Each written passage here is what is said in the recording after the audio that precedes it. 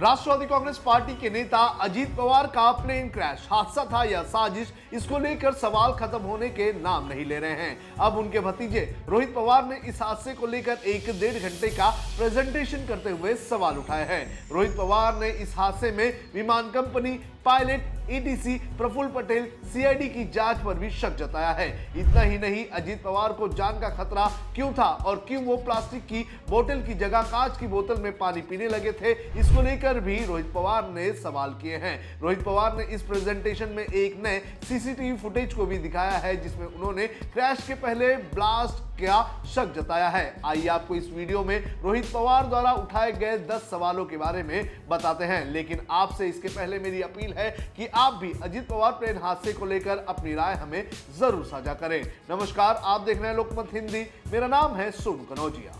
सबसे पहला सवाल, उड़ान के समय में बदलाव क्यों किया गया? रोहित पवार ने कहा कि फ्लाइट का तय समय सुबह 7 बजे था, लेकिन विमान 8:10 पर उड़ा। आखिर ये देरी क्यों हुई? क्या ये सामान्य देरी थी या इसके पीछे कोई वजह थी? उन्होंने ये भी कहा कि आखिरी समय में पायलट बदल दिए गए। पहले ईमेल में पायलट साहिल मदन और सह पायलट यश का नाम था, लेकिन बाद में कैप्टन सुमित कपूर और संभवी पाठक उड़ान भरते दिखे। आखिर ये बदलाव क्यों किया गया? रोहित पवार ने नियमों का हवाला देते हुए कहा कि मुख्य पायलट को उड़ान से कम 20 मिनट पहले और सह पायलट को 35 मिनट पहले एयरपोर्ट पहुंचना जरूरी होता है। सुबह के समय ट्रैफिक की क्या स्थिति थी, पायलट कहां ठहरे थे, वे किस रास्ते से पहुंचे? उन्होंने ये भी दावा किया है कि केंद्र और बारामती एटीसी की रिपोर्ट में समय को लेकर अंतर है। आग की लपटें कब दिखी और पायलट की आखिरी आवाज कब रिकॉर्ड हुई, इन दोनों के समय में फर्क क्यों है? दूसरा सवाल, वीएसआर कंपनी के मालिक के दावे। रोहित पवार ने कहा है कि इसी कंपनी यानी कि वीएसआर एविएशन के एक विमान का 2023 में मुंबई एयरपोर्ट पर हादसा हुआ था। उस दुर्घटना में 6 यात्री गंभीर रूप से घायल हुए थे। उस समय भारी बारिश और कम दृश्यता को विमान के रनवे से फिसलने की वजह बताया गया। इस दुर्घटना की जांच रिपोर्ट अब तक सामने नहीं आई है। रोहित पवार ने आरोप लगाया है कि इस रिपोर्ट को दबा दिया गया। उनका कहना था कि अगर ये रिपोर्ट सामने आती तो उस पर कार्रवाई होती तो अजीत पवार की दुर्घटना को भी टाला जा सकता था। तीसरा सवाल, यूरोप में बैन तो भारत में कैसे इजाजत?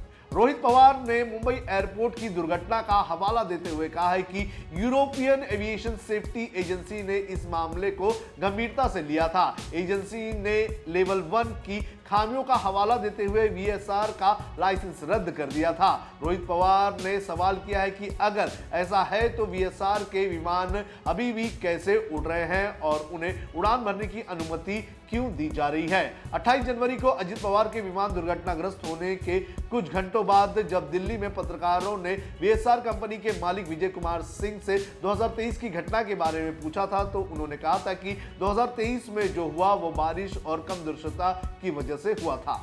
चौथा सवाल, पायलटों को आराम नहीं, रिकॉर्ड में गड़बड़ी। रोहित पवार ने दावा किया है कि उन्होंने वीएसआर में काम कर चुके पूर्व पायलटों, इंजीनियरों और कुछ डीजीसीए अधिकारियों से बातचीत की है। रोहित पवार ने कहा है कि नियमों के अनुसार पायलटों को उड़ान के बाद तय समय तक आराम मिलना चाहिए, लेकिन कंपनी इसका पालन नहीं कर रही थी और उड़ान घंटों के दस्तावेजों में भी गड़बड़ी की जा रही थी। उन्होंने अपनी प्रेस कॉन्फ्रेंस में यह भी आरोप लगाया कि विमान में लगा कॉकपिट वॉइस रिकॉर्डर कई बार बंद रखा जाता था और अलग अलग उड़ानों के बीच अपनाई जाने वाली चेकलिस्ट के लिए कोई ठोस प्रणाली नहीं है। रोहित पवार ने यह भी कहा कि कंपनी विमानों के रखरखाव में भी लापरवाही बरत रही थी। उन्होंने सवाल उठाया कि अगर विमान पहली बार में लैंड नहीं कर पाया तो उसने दोबारा कोशिश की, लेकिन क्या दूसरी बार भी रनवे साफ दिख रहा था या पायलट को कहीं और जाने से रोका गया क्योंकि कंपनी ईंधन बचाना चाहती थी? रोहित पवार ने पूछा है कि अगर विमान किसी दूसरे हवाई अड्डे पर उतरता तो पहले से बुक किया गया लगभग 10 लाख रुपए का किराया बेकार हो जाता, तो क्या इसी वजह से कम दृश्यता के बावजूद भी विमान को यहां उतारने की कोशिश की गई? पांचवा सवाल, क्या स्टॉल वार्निंग सिस्टम बंद थे? रोहित पवार ने कहा कि उन्हें जानकारी मिली है कि जिस विमान में अजीत पवार यात्रा कर रहे थे उसमें स्टॉल वार्निंग सिस्टम काम नहीं कर रहा था या बंद था। हालांकि उन्होंने माना है कि ये जानकारी उन्हें कुछ लोगों ने गोपनीय रूप से दी है क्योंकि वे अपनी नौकरी खोने से डरते हैं। रोहित पवार ने यह पूछा है कि क्या वीएसआर कंपनी के पास खुद मेंटेनेंस करने की वैध अनुमति और प्रशिक्षित विशेषज्ञ थे। रोहित पवार ने सवाल करते हुए पूछा है कि विमान में एक स्टॉल वार्निंग सिस्टम होता है जो विमान की गति कम होने पर चेतावनी देता है, लेकिन हमारे पास जानकारी है कि अजीत दादा जिस विमान में यात्रा कर रहे थे उसमें ये सिस्टम बंद था। कुछ लोगों ने हमें ये जानकारी दी है, लेकिन उन्होंने नाम न बताने को कहा है क्योंकि उन्हें उनकी नौकरी पर असर पड़ने का खतरा है।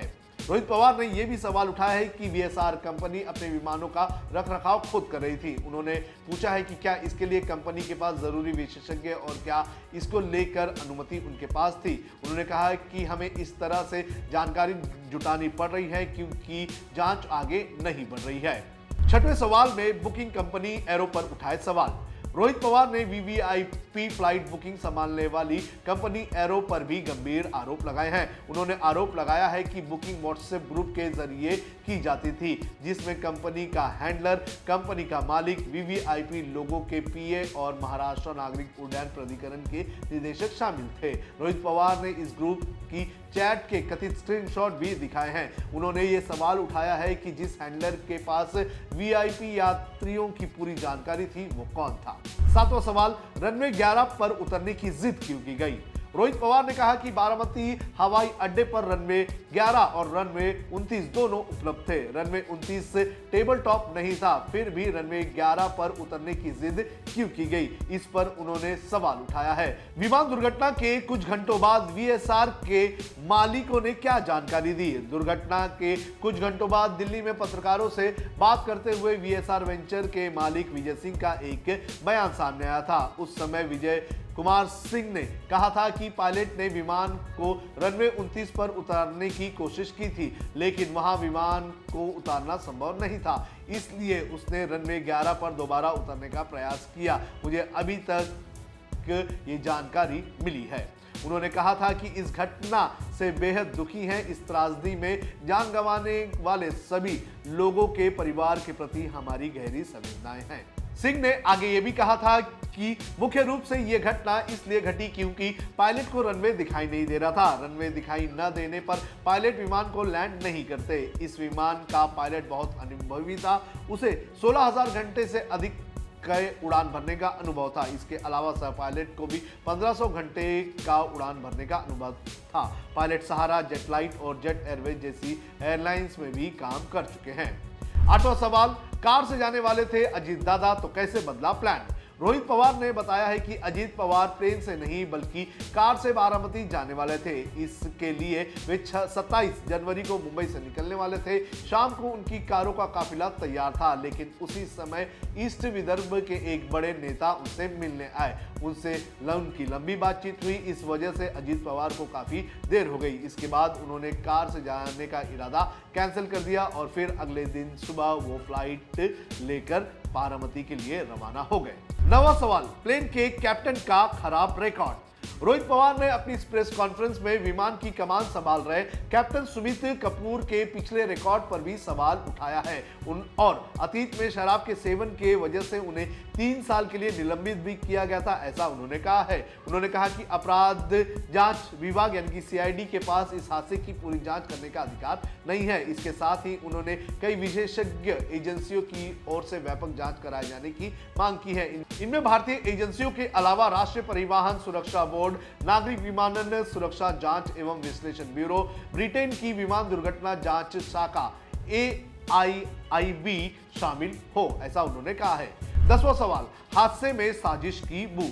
उन्होंने यह भी सवाल उठाया कि कंपनी का परिचालन लाइसेंस कभी रद्द क्यों नहीं किया गया। रोहित पवार ने कहा कि बुकिंग करने वाली कंपनी एरो, वीएसआर कंपनी और पायलट सुमित कपूर पर गंभीर संदेह हैं। उन्होंने आरोप लगाया है कि हमें नहीं लगता है कि ये महज एक दुर्घटना थी, इसमें साजिश की बू है। रोहित पवार ने दुर्घटना से पहले के घटनाक्रम को लेकर कई सवाल उठाए। उन्होंने पूछा कि क्या अंतिम क्षणों से पहले विमान का ट्रांसपोंडर जानबूझकर बंद कर दिया गया था। तो ऐसे कई सारे सवाल जो है रोहित पवार ने अपने इस 1.5 घंटे के प्रेजेंटेशन में उठाया है और उनके इस सवालों को कहीं ना कहीं राष्ट्रवादी कांग्रेस पार्टी और कई राजनीतिक दलों के नेताओं की तरफ से भी बल मिलता हुआ नजर आ रहा है। आपको क्या लगता है कि रोहित पवार ने जो सवाल उठाए हैं उनमें दम है? आप हमें कमेंट करके जरूर बताएं।